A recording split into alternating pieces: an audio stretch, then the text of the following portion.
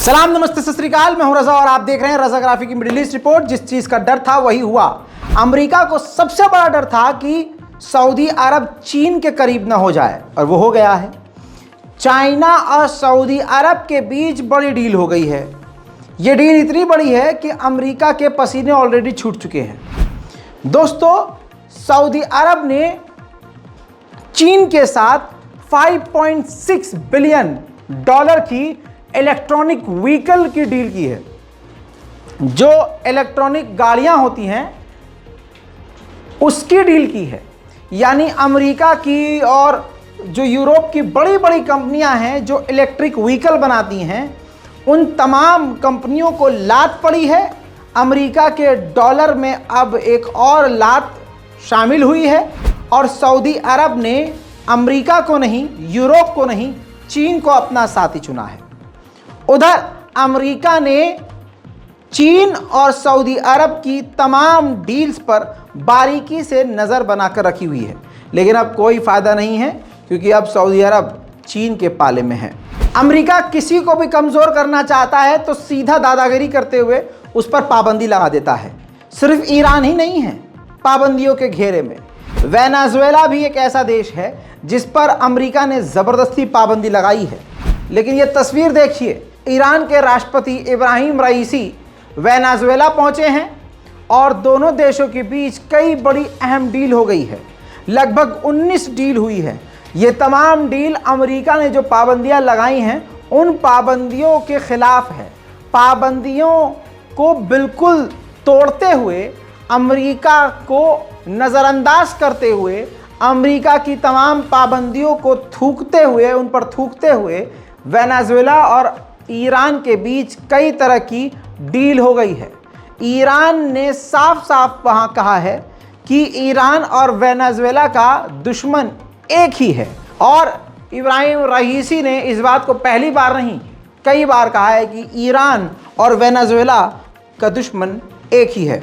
उधर ईरान के supreme leader ने जब अपनी बातों में नरमी दिखाई कि वो परमाणु बम बनाना नहीं चाहते, कल की मिडिल ईस्ट की रिपोर्ट नहीं देखी तो भैया देख लीजिएगा जाके रजाग्राफी अनस्क्रिप्टेड, यानी हमारे इसी चैनल पर रजाग्राफी अनस्क्रिप्टेड पर रोज़ भारतीय वक्त के मुताबिक, इंडियन टाइम के मुताबिक शाम 6 बजे रोज़ मिडिल ईस्ट की खबर आया करेगी।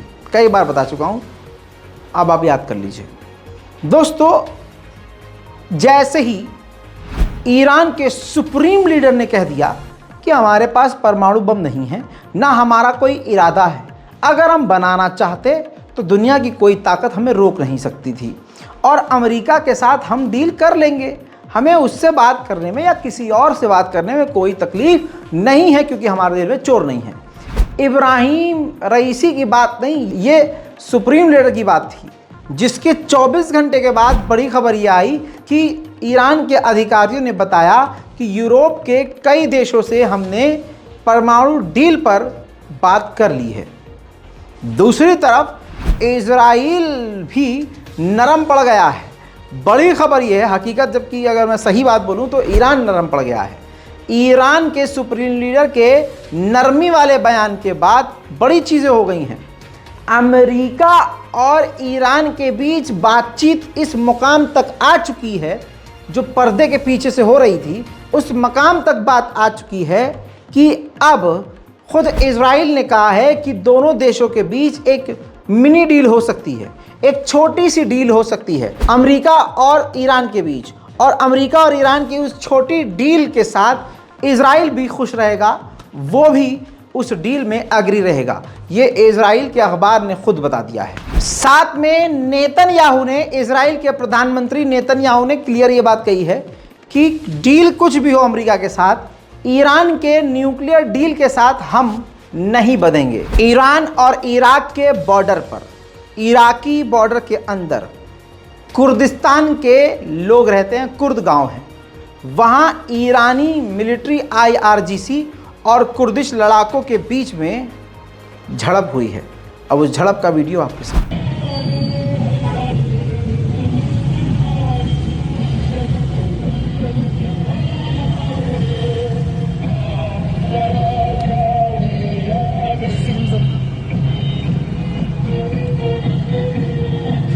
इन तमाम चीज़ों को अब एक तरफ रखिए, अब बड़ी खबर सुनिए।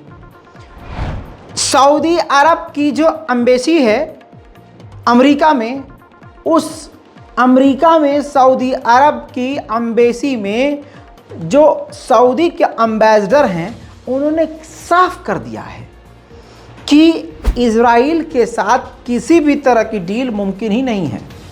उन्होंने कहा कि जब तक 2 स्टेट सॉल्यूशन नहीं हो जाता, 2002 में जो हमने ऑप्शन दिया था कि आप 2 स्टेट सॉल्यूशन निकालिए, जिसके बाद 57 अरब देश इजराइल को खुद मान्यता देंगे, या तो इजराइल हमारी वो बात माने, वरना इसके अलावा इजराइल के साथ सऊदी अरब की डील हो ही नहीं सकती। देखना अब ये है कि आगे क्या होता है। अब इजराइल ने पिछले 1-1.5 साल के अंदर पूरी दुनिया में $12 बिलियन के डिफेंस और हथियार बेचे हैं, जिसमें से सिर्फ 24% जो कि बड़ा आंकड़ा है, 24% उसने हथियार और डिफेंस अपने अरब देशों को बेचे हैं। इसके पीछे का मकसद ये है कि अरब देश हथियारों की लालच में, डिफेंस की लालच में इजराइल से नॉर्मलाइजेशन कर ले। दोस्तों, सीरिया में एक बड़ी घटना घट गई है। अमेरिका का एक हेलीकॉप्टर क्रैश हो गया है, जिसमें मारा तो कोई नहीं गया, लेकिन अमेरिका के 22 फौजी बुरी तरह से घायल हुए हैं। तुर्की के राष्ट्रपति अज़रबैजान पहुंचे हैं पहली बार, जब वो वोट जीत चुके, हासिल कर चुके हैं जब जीत। तुर्की में दोबारा से राष्ट्रपति पद पर बैठने के बाद जो पहला उन्होंने दौरा किया है वो किसी और देश का नहीं। तस्वीरों में देखिए, रजब तैयब एर्दोगान इस वक्त अज़रबैजान के दौरे पर हैं। अज़रबैजान ने पूरी ताकत और गर्मजोशी के साथ उनका स्वागत किया है। तस्वीरें आपके सामने।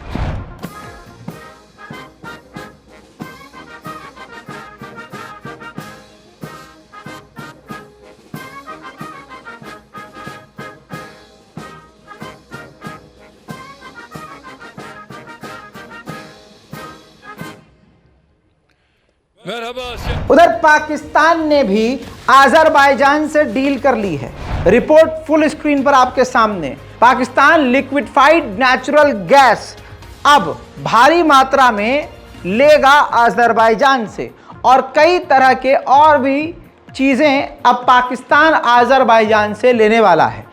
याद रखिएगा, अज़रबैजान, तुर्की, पाकिस्तान और चीन के संबंध बिल्कुल सगे भाइयों जैसे हैं। और बड़ी बात यह है कि खुद पाकिस्तान के प्रधानमंत्री शहबाज शरीफ भी इस वक्त अज़रबैजान में मौजूद हैं। बड़ी खबर एक और आ रही है, कुवैत, जी हाँ, एक और अरब मुल्क कुवैत बैरक्टर TB2 ड्रोन खरीदेगा तुर्की से $367 मिलियन के, या इससे ज़्यादा भी हो सकते हैं, क्योंकि अभी ये डील हो चुकी है और आगे कई और डील होना बाकी है। तुर्की के लिए ये एक अच्छी खबर है। ये 28वां कुवैत ऐसा देश है जो तुर्की का बैरक्टर TB2 ड्रोन खरीद रहा है।